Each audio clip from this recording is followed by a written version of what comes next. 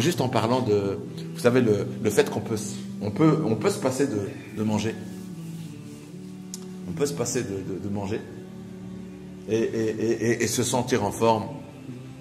Le prophète sallam, il a dit quand l'antéchrist, le Messie Dajjal sortira, le faux Messie,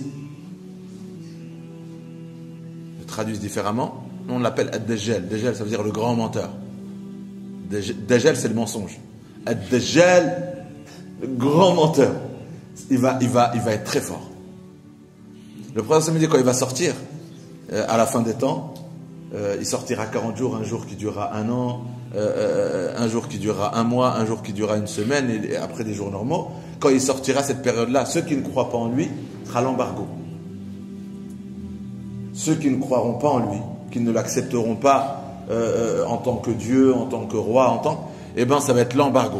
Après, on ne sait pas comment ça va se passer. Les hadiths, ils ne nous donnent pas plus de détails.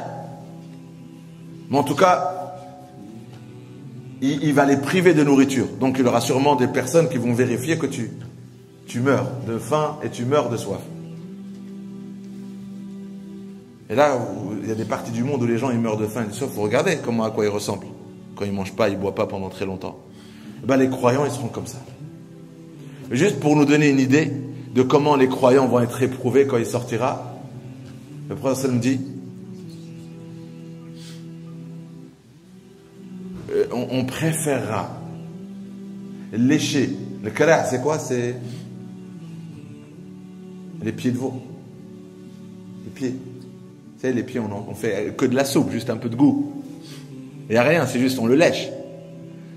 On préférera donner 50 dinars, en euros c'est l'équivalent d'au moins 7000 € aujourd'hui. On préférera donner plus de 7000 € que pour lécher un pied de veau. Juste pour le lécher. Pour vous dire tellement on aura faim dans son époque. Et c'est pour ça que ce sera la plus grande épreuve. Parce que après, ça sera éprouvant. Et là, on va voir si la foi, elle va tenir. Parce qu'il y en a, il va leur dire juste, tu crois. Tu as juste à croire en moi, je te nourris. Ben, le prophète, sallallahu alayhi wa sallam, il dit, ça sera la pire des épreuves.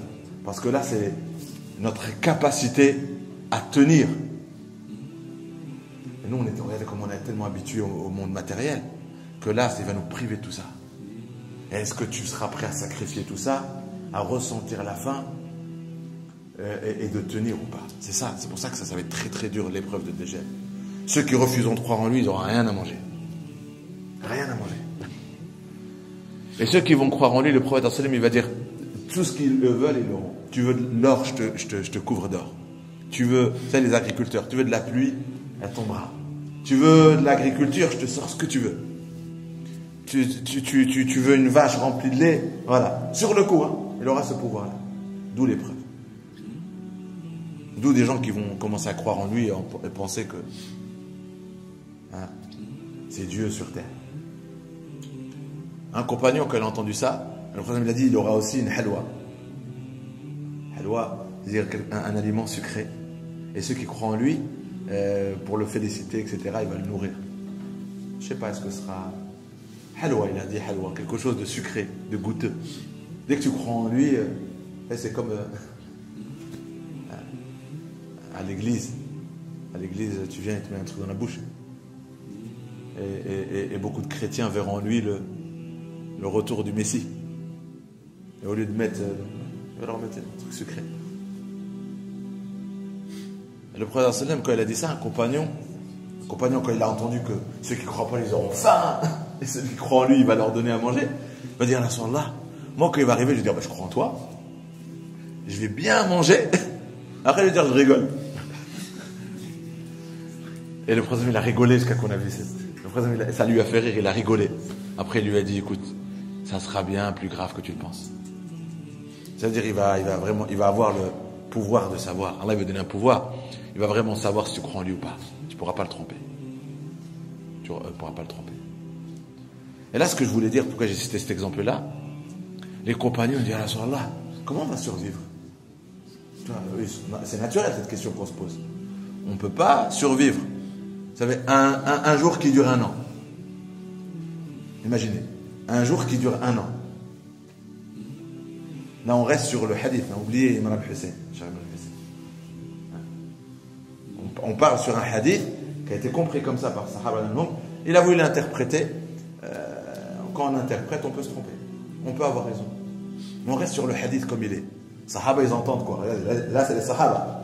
Sahaba, ils n'ont pas fait des calculs. Sahaba, ils ont entendu un jour qui dure un an. D'accord? Ça fait un an. Un jour qui dure un mois. Ça fait déjà un an, un mois. Après une semaine. Ça fait un an, un mois, une semaine.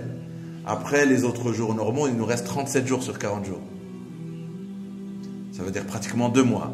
Donc un an, 2 mois et 2 semaines.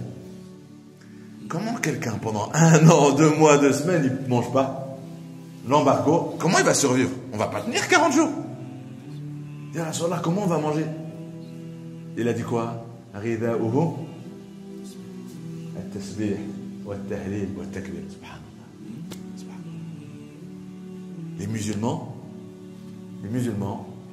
ils vont dans cette époque-là faire un miracle. Ils vont nourrir qui? Plus le corps. C'est plus le corps. Il va rétrécir à quoi? Mais ce qu'on sait, c'est que le prophète il a dit, on va nourrir quoi? Ce que nous sommes réellement, notre être réel. Ruh. Et Ruh, elle a besoin de quoi? Comme là pendant Ramadan. Elle a besoin de miséricorde. Et la miséricorde, on la retrouve dans Subhanallah, Alhamdulillah, la ilaha illallah. Donc on va être dans les mosquées, on va être en train de lire le Coran. Après on va passer le tasbih. Après on va passer la salat ala nabi. Et on va jeûner. Et peut-être on n'aura pas al-maghrib des dates. Peut-être on va manger des feuilles dans les arbres. Sahaba, est-ce qu'ils ont connu ça? Sahaba, les périodes, ils n'avaient même pas de date pour manger. Et on leur disait, vous mangez quoi? On disait, on était comme des chèvres. On mangeait ce que mangeaient les chèvres et sortait de nous ce que sortaient des chèvres. Quand tu pensais qu'il y a une chèvre qui est passée, non, c'était... Est-ce qu'ils l'ont connu? Et c'était pour nous renforcer pour renforcer notre capacité de tenir ce jour-là. On dit, Sahaba aussi, ils l'ont fait. Quand on aura une feuille dans notre bouche, vous n'allez pas vous dire, même Sahaba, ils n'ont pas goûté à ça. Si, ils ont goûté à ça. Est-ce qu'ils ont connu l'embargo? Ils n'avaient pas d'eau, ils n'avaient pas de nourriture.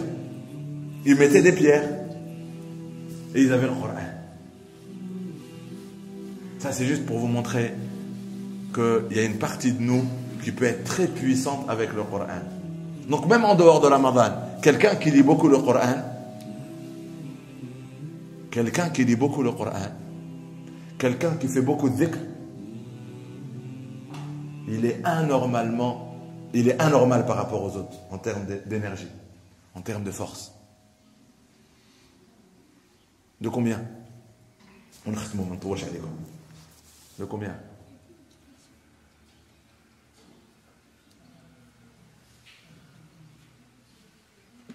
Par rapport à quelqu'un qui n'a pas la foi.